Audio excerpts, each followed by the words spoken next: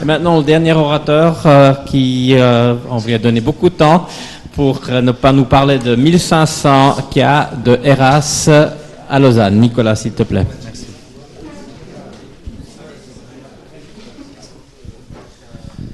Voilà, bonsoir. Pendant les 2 minutes 30 secondes qui restent, j'aimerais surtout mettre une chose au point. Tout ce que je vais vous dire sur la médecine périopératoire ne fonctionne bien entendu que si les techniques chirurgicales dont vous venez d'entendre parler, si l'ensemble de la chirurgie est maîtrisé et si la chirurgie est bonne. Vous pouvez faire toute la prise en charge périopératoire que vous voulez. Si vous faites de la mauvaise chirurgie, ça ne sert à rien. Donc moi, j'essaye d'être arrogant et de vous dire, moi, je vais un étage au-dessus, je considère que toutes les techniques et les technologies sont acquises. Et du moment que c'est acquis, on peut utiliser la médecine périopératoire. Alors, qu'est-ce qu'on a appris avec les 1500 premiers patients qu'on a traités dans ces protocoles de réhabilitation? Je vais vous le montrer dans ces 3 éléments. Vous connaissez ça, je suis venu vous le présenter au début de notre expérience. Donc, c'est un traitement multimodal pour réduire le stress chirurgical, pour avoir moins de complications post-opératoires et pour avoir une meilleure réhabilitation. Et si possible, ça doit être basé sur des preuves. Donc, nous avons un certain nombre d'éléments qui sont préopératoires. Vous allez lire cette liste, elle n'est pas très spectaculaire. Nous avons un certain nombre d'éléments qui doivent être appliqués, qui sont durant l'intervention. Vous allez lire la liste, c'est toujours aussi peu spectaculaire. Et nous avons la dernière phase qui est post-opératoire. Et vous voyez aussi que ce qui est dans cette liste, c'est pas très spectaculaire du tout. Le truc dans ces programmes de réhabilitation améliorés, c'est justement de mettre tous ces petits éléments pas spectaculaires en route. Alors, je vais quand même mentionner la nutrition préopératoire. On le sait, c'est très important, surtout en chirurgie oncologique. En chirurgie hépatique, la restriction hydrique est quelque chose de très connu. On doit l'utiliser aussi dans d'autres types de chirurgie. La prévention des nausées commence au début de l'opération et non pas quand le chirurgien dit « voilà, je ferme », c'est beaucoup trop tard. Et puis, pour le chirurgien, un nouveau changement, pas de drain, pas de tube. On a maintenant des énormes évidences qui montrent qu'en prophylaxie, ça ne sert à rien.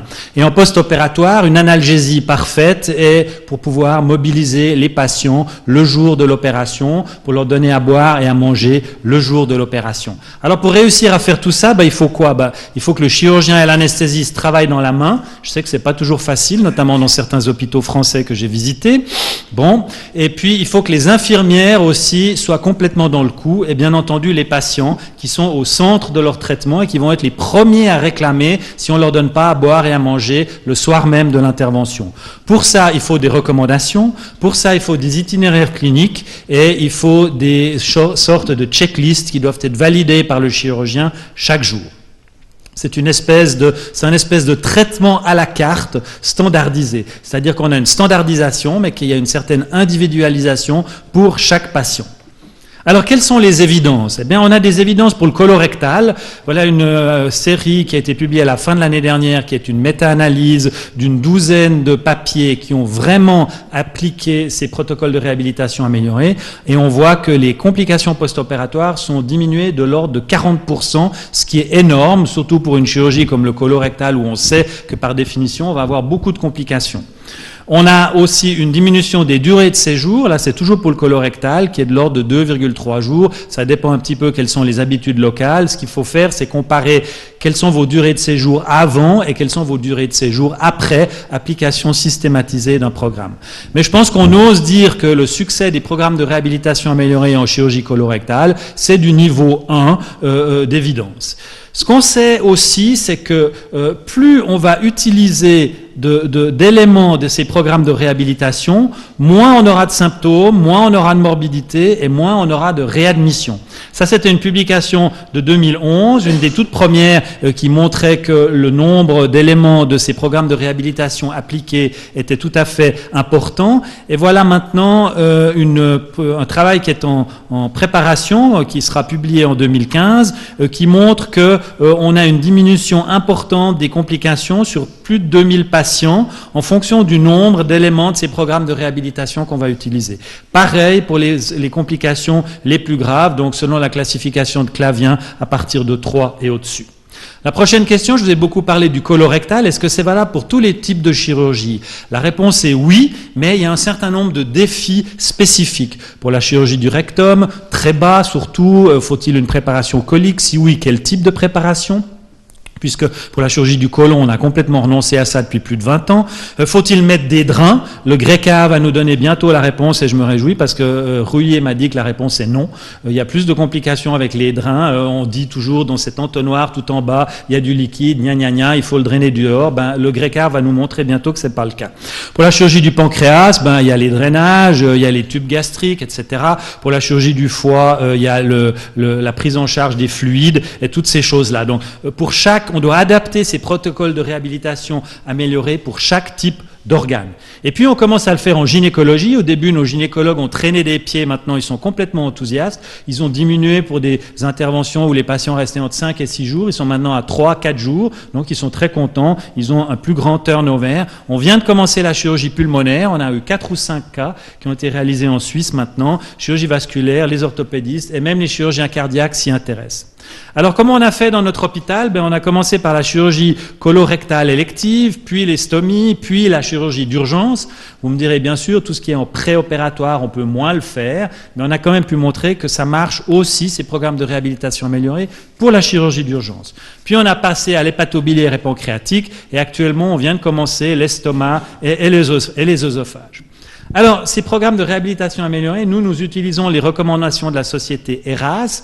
Voilà de quoi ça a l'air au monde entier. Il y a actuellement dans la banque de données complètement anonymisée de ERAS plus de 17 000 patients. Cela représente 55 centres dans le monde qui sont présents dans 12 pays sur 4 continents. Et donc, c'est en train de se développer et ça continue d'aller de plus en plus vite.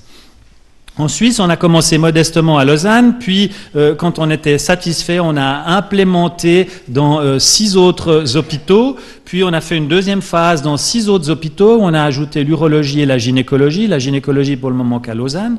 Ensuite, dans la troisième phase, on a ajouté la chirurgie vasculaire et thoracique, et voilà, nous avons 16 hôpitaux en Suisse, et nous avons 5 types de chirurgie pour le moment, viscérale, urologique, gynécologique, vasculaire et thoracique, dans la ville olympique de Lausanne. Si je vous donne quelques détails, nous avons sur ces plus de 1500 patients, il y avait plus de 1000 patients de chirurgie viscérale, et vous voyez en gynécologie, en urologie, ça suit bien avec un certain nombre de défis spécifiques. Un peu plus de détails, donc la chirurgie colorectale élective, c'est la grande majorité, mais on a aussi de la chirurgie d'urgence, je vous le disais, et puis en chirurgie hépatobiliaire et pancréatique, on a maintenant un certain nombre de patients. Alors je ne vais pas vous donner les résultats sur tous, mais je vais vous montrer qu'est-ce qui se passe pour la chirurgie du pancréas. Alors, chirurgie du pancréas, si on regarde dans la littérature, il n'y a pas grand-chose. Il y a environ 1 millier de patients et disons-le honnêtement, les protocoles sont hétérogènes. On a peu ou pas d'informations sur le fait de savoir si les gens suivent vraiment ces protocoles. Parce que les chirurgiens croient qu'ils font de la réhabilitation améliorée, je l'entends tout le temps, mais dans la vraie vie, en fait, ils ne le font pas. Ils croient qu'ils le font sans la faire. Alors, regardons nos résultats. On a analysé 61 DPC qui ont été faits par ERAS avec 127 DPC qui ont été faits sans ERAS. On voit qu'on a une diminution importante de la morbidité, significative. On voit qu'on a une diminution significative du nombre de complications médicales. Et on voit qu'on a une diminution aussi significative des durées de séjour hospitalier. Alors vous êtes peut-être frappé par les taux de complications élevés. Il y en a sûrement qui vont me dire « ouais, mais on a beaucoup moins ». Oui, d'accord. Vous savez que j'étais aussi étroitement associé à la première classification des complications de Clavien et que dans le service, nous sommes extrêmement stricts et la moindre infection urinaire est classifiée comme une complication, ce qui est finalement assez juste, même si ça a peu de conséquences sur les durées de séjour. Ce qui est très intéressant pour la chirurgie du pancréas, qui est une chirurgie avec un taux de complications élevé, c'est que également les patients qui avaient des complications, comme vous le voyez ici, sont restés moins longtemps à l'hôpital. Donc, si vous avez un programme de réhabilitation amélioré et que malgré tout, vous allez avoir des complications, on suggère que ces complications sont moins graves. En tout cas, on a pu mesurer que les patients vont significativement plus rapidement à domicile, malgré les complications. En chirurgie du foie, il y a encore moins de données et elles sont encore moins bonnes. Il y a environ 500 patients qui ont été publiés. Et si on regarde les résultats de chez nous, on a analysé 78 patients ERAS versus 78 patients non ERAS. Même chose pour les complications, diminution significative. Même commentaire sur l'application extrêmement stricte des définitions de complications selon Clavien. Et aussi une diminution significative des durées de séjour hospitalier et une diminution significative dans les soins intermédiaires. La prochaine question, c'est est-ce qu'on peut faire ERAS chez tous les patients? Alors, je vous épargne la vieille dame de 94 ans que je vous ai déjà présentée l'année dernière, démente, qui a oublié à J1 qu'elle avait été opérée, tu t'en souviens Jean-Pierre, et je vous montre les données qui viennent de notre système d'audit, qui est le contrôle de ce qu'on fait. Les petites boules, c'est l'âge, et puis en bas, vous voyez la compliance avec le protocole, et ce que vous voyez, c'est que l'âge n'a aucune influence sur le fait de savoir si les patients peuvent suivre un protocole ERAS. Les 1500 patients, ce sont 1500 patients consécutifs. Il n'y a jamais aucun critère d'exclusion. Vous pouvez mettre tous les patients là-dedans. Simplement, où ça marche pas. Où la vieille dame, elle arrive à se lever le jour de l'opération, ou elle n'arrive pas. Et là, vous allez juste mesurer quelle est la compliance. Mais on essaye chez tous. Donc, il n'y a absolument aucune sélection. Et les chiffres que je vais vous donner dans un moment sur les résultats financiers notamment, sont sur tous les patients avec aucune exclusion. Alors, qu'est-ce qu'on peut dire à ce stade avec ces 1500 premiers patients? Je pense que ça, plus la littérature, on peut dire que le succès d'un programme de réhabilitation comme ERAS est prouvé en chirurgie colorectale. Il est appliqué en chirurgie hépatobiliaire avec un succès, je pense, on a les premières évidences positives. Et puis, il est appliqué aussi dans d'autres champs avec des bons résultats. Alors pour le colorectal, on a diminué les complications, ce sont les complications sévères de 23 à 12%, on a diminué les durées de séjour, tout confondu, côlon, rectum et urgence, de 10 à 6 jours, et les coûts, on a fait une analyse qui montrait qu'on économise 2000 € par patient colorectal. On a fait les mêmes analyses pour le foie, où on économise presque 3000 € par patient foie, et puis on a fait la même chose pour le pancréas, où on économise plus de 7000 € par patient. Et ça, c'est sans aucune sélection des patients. La prochaine question, qui est intéressante, et je vous dis tout de suite, j'ai pas la réponse, pourquoi ça marche ? Bien, on l'a dit, c'est un protocole multimodal qui fait certainement appel à la pathophysiologie puisqu'on veut diminuer le stress chirurgical, mais aussi à une forme de standardisation. Il n'y a plus de place pour les internes inquiets qui vont multiplier les examens inutiles et donc c'est aussi un des facteurs qui fait qu'on économise de l'argent. Bon, pour la pathophysiologie, vous connaissez la courbe d'homéostase des soins standards. Vous voyez toutes les horreurs qu'on fait aux patients ici. Et puis, vous connaissez aussi la manière d'améliorer ces patients avec les soins ERAS et surtout de faire que l'homéostase est retrouvée et les patients sont bien beaucoup plus rapidement qu'avec la chirurgie conventionnelle. Ça, on l'a mesuré, ça fonctionne. Pourquoi ça fonctionne ? Eh bien, c'est la diminution du stress chirurgical par une nutrition déjà préopératoire. Les patients ne vont plus à jeun en salle d'opération, ils reçoivent des boissons carbohydratées 2 heures avant l'intervention, la prise en charge des fluides, l'analgésie, la mobilisation précoce et également l'utilisation augmentée de la chirurgie minimale invasive. Ça, c'est pour la pathophysiologie. Je n'ai pas de détails plus à vous donner. Mais il y a aussi l'itinéraire clinique. L'itinéraire clinique permet une standardisation, on combat les vieux dogmes. Donc, il y a 20 ans, les patients de chirurgie colorectale, ils avaient entre 3 et 7 drains, plus une sonde gastrique et une sonde urinaire. Maintenant, le soir de l'opération, oui, pas toujours, mais bon, le soir de l'opération, maintenant, ils boivent, ils mangent, ils n'ont pas de tube. Donc, on améliore singulièrement les prises en charge post-opératoires. Et puis, comme je vous le disais avant, on évite les investigations non nécessaires. Alors j'aime beaucoup cette image, vous la voyez souvent, c'est que les chirurgiens sont jamais aussi bons qu'ils disent qu'ils sont, et ils sont jamais aussi bons qu'ils croient qu'ils sont. Et c'est un bon exemple que je vais vous donner, c'est nous-mêmes. Quand on a commencé, on a cru qu'on était déjà bon, parce que j'étais comme beaucoup d'autres chirurgiens. Oui, nous, on fait déjà de la réhabilitation. Alors, le résultat était un petit peu pathétique, parce que ça, les autres points gris, c'est tous les autres hôpitaux qui sont dans ce groupe en 2010, donc il n'y en avait pas encore beaucoup. Nous, on était là, on était parmi ceux qui avaient la plus longue durée de séjour pour la chirurgie colorectale, et notre taux de respect de ce qu'on croyait de la réhabilitation, c'était à peine 40%. Donc, on n'était pas bon. On a implémenté ça de manière systématique, et on s'est singulièrement amélioré. Donc, vous voyez qu'entre-temps, il y a un petit peu plus d'hôpitaux qui participent, puisqu'on est en 2011 et 2013. Et on a, ce jour où on a mesuré, on était les meilleurs, mais ça varie. C'est une image photographique, donc on reste dans le groupe de tête. Et surtout, on a diminué nos durées de séjour.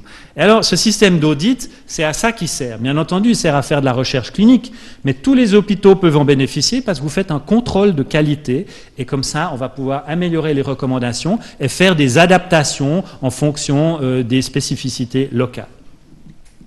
Alors, en conclusion, ERAS, un programme de réhabilitation type ERAS va améliorer les résultats de la chirurgie. C'est prouvé en colorectal, c'est appliqué en hépatobiliaire et pancréatique, c'est faisable pour tous les âges, ça diminue les taux de complications et comme effet secondaire, les durées de séjour, ça diminue les coûts. Et puis, comment ça marche? Certainement, la pathophysiologie joue un rôle, certainement la standardisation joue un rôle, mais il nous faudra analyser ça encore de manière un tout petit peu plus précise.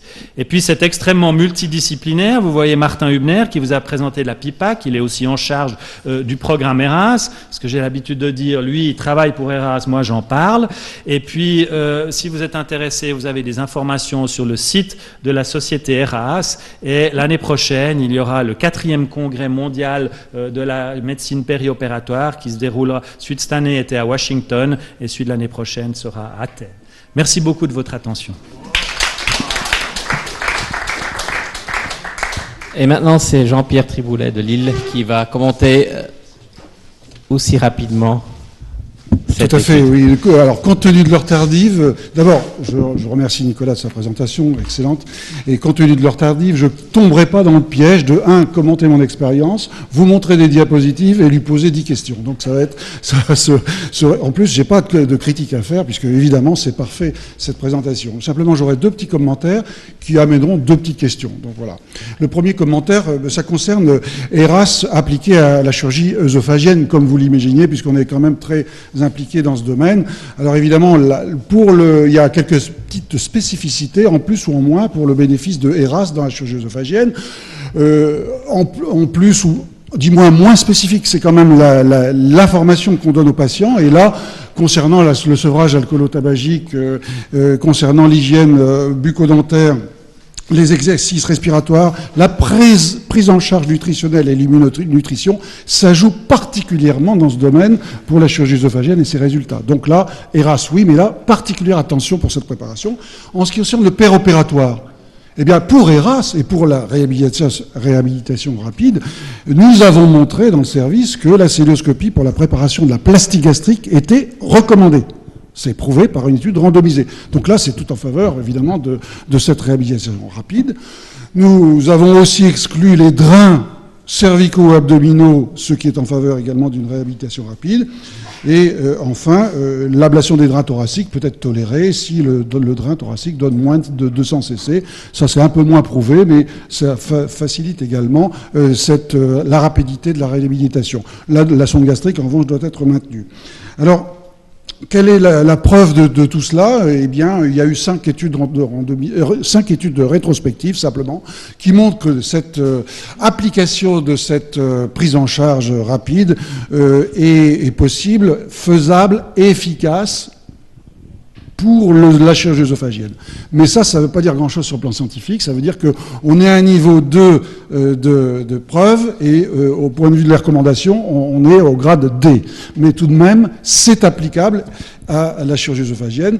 La référence, c'est l'Annals of Surgery de 2014, où il y a les études randomisées sont présentées. C'est juste cette première petite question. Est-ce que tu penses aussi que ça sera applicable à cette chirurgie œsophagienne qui nous intéresse beaucoup, bien qu'on est déjà à 9 jours en moyenne à peu près le nombre de la durée de séjour, et que c'est pour envisager une diminution de 3 jours peut-être. Bon. Le deuxième commentaire, c'est le rapport de la réhabilitation précoce avec l'ambulatoire. Parce que finalement, c'est le même principe, c'est diminuer la durée d'hospitalisation. Alors, est-ce qu'ils ont un rapport l'un avec l'autre? Bien, ils ont le même objectif, bien sûr, c'est le rétablissement rapide des capacités physiques et psychiques avec une maîtrise des suites. Alors, ce qu'on peut peut-être dire, c'est que compte tenu du délai court de prise en charge en ambulatoire, eh bien qu'il y a une gestion des risques peut-être plus pointue encore pour l'ambulatoire. Avec une protocolisation, il faut vraiment évaluer la probabilité et le délai d'apparition des risques pour l'ambulatoire, probablement aussi très précisément les facteurs de risque et la gravité potentielle, qui peut varier avec l'acte, la structure, l'unité, le chirurgien. Tout ça peut entraîner des risques différents en pourcentage. Mais je suis persuadé, nous sommes persuadés, à l'AFCA et avec quelques-uns, que c'est une même procédure de diminution, de prise en charge des patients rapides, avec évidemment une sélection en fonction des actes et de la lourdeur de ceux-ci, entre la réhabilitation rapide et l'ambulatoire, selon les actes. Là, ici, le document de contrôle, enfin de référence, c'est peut-être, juste pour information, hein, c'est le rapport de l'HAS chez nous, qui est en voie de diffusion concernant ce sujet-là. Donc je vous invite à, dès qu'il sera paru, je l'ai, mais c'était une version ancienne, un peu de préparation, et qui sera très intéressant. Donc la question est, la deuxième petite question, c'est qu'est-ce que tu penses des rapports entre réhabilitation rapide et ambulatoire? Je tiens encore à te féliciter de ce que tu fais pour cette prise en charge, qui est un peu révolutionnaire, il faut bien le dire. Merci Jean-Pierre pour ces aimabilités. Je vais tout de suite répondre à la deuxième question. Effectivement, il y a des grandes similitudes entre la prise en charge ambulatoire et la réhabilitation améliorée après chirurgie. Il y a une différence majeure. C'est qu'en chirurgie ambulatoire, il faut bien sélectionner les patients, alors que pour la réhabilitation améliorée, on ne sélectionne pas les patients. On les prend tous. Pour revenir à la première question, notre ami Don Le à Seattle, que tu connais certainement, est un des pionniers de la réhabilitation améliorée après chirurgie de l'œsophage, et il a des résultats tout à fait spectaculaires. Et comme je le mentionnais dans la présentation et que tu l'as rappelé, il y a effectivement des spécificités. Et par exemple, chez des patients qui ont des grosses hernies hiatales avec un cancer distal, on va probablement s'abstenir de leur donner les boissons carbohydratées 2 heures avant l'intervention. Mais en revanche, tout ce qui concerne l'immunonutrition préopératoire, le programme de préhabilitation avec la kinésithérapie est absolument capital, et tous ces éléments montrent, et Don Le montre très bien dans ses travaux, que ça fonctionne extrêmement bien. D'ailleurs, Don Le est associé maintenant avec la société ERAS, et il est en train de rédiger les recommandations pour la chirurgie améliorée, pour la prise en charge périopératoire améliorée de la chirurgie de l'œsophage. Merci Jean-Pierre. Merci, j'ouvre le débat.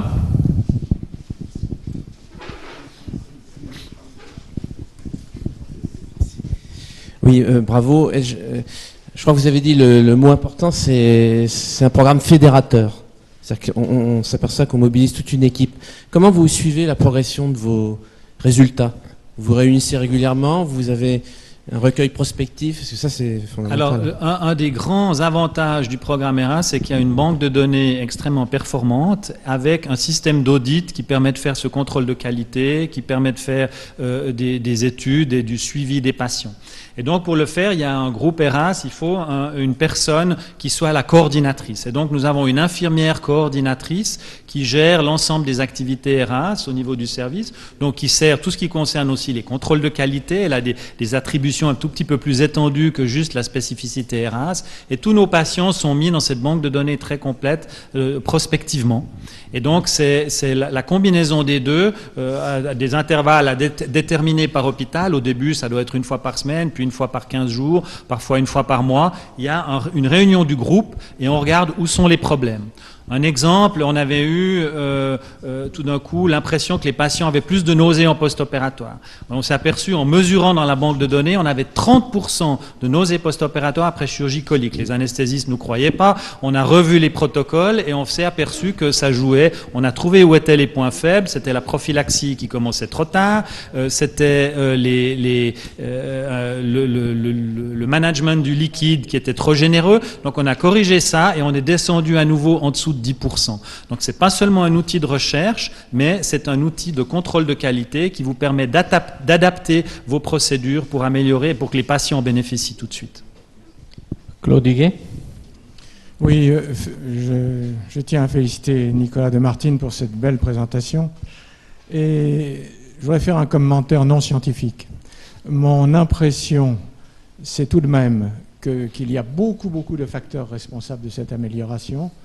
Mais dans mon esprit, il y a quand même 2 facteurs qui sont les plus importants. Un, c'est l'amélioration des chirurgiens. Ils opèrent probablement mieux aujourd'hui, en moyenne, qu'il y a quelques dizaines d'années. Et deuxième facteur, peut-être encore plus important, c'est la qualité des anesthésies et l'absence d'overdose, comme on le voyait il y a encore quelques temps. Et puis je voudrais terminer en en disant que la Suisse est un petit pays, ça a été rappelé d'ailleurs en début de séance, que ce petit pays nous impressionne. Dans les derniers jours, nous avons été impressionnés par le tennis. Aujourd'hui, nous sommes impressionnés par la jeune génération chirurgicale, venant d'ailleurs seulement 2 universités de Suisse, Genève et Lausanne. Ça ne résume pas l'ensemble des acquisitions de ce pays. Et Si. Bon, si vous voulez. Et je tiens quand même à dire que je suis très impressionné par le caractère novateur, la qualité de votre production, et je tiens à vous remercier énormément. Merci Claude, merci. Merci Claude Huguet pour ce mot de la fin. Il m'a enlevé un peu ma conclusion de la bouche. J'espère qu'au moins les Suisses ne vont pas nous battre au championnat d'Europe en football, s'ils nous ont battus aujourd'hui en chirurgie et en tennis ce week-end. Merci à tous. Désolé d'avoir dépassé une fois de plus le temps qui nous était imparti. Je vous rappelle la semaine prochaine notre séance avec le Club Célio, c'est une innovation, qui va nous parler des évaluations critiques des pratiques en chirurgie laparoscopique. Donc passez une bonne semaine et au mercredi 17 juin. Au revoir à tous.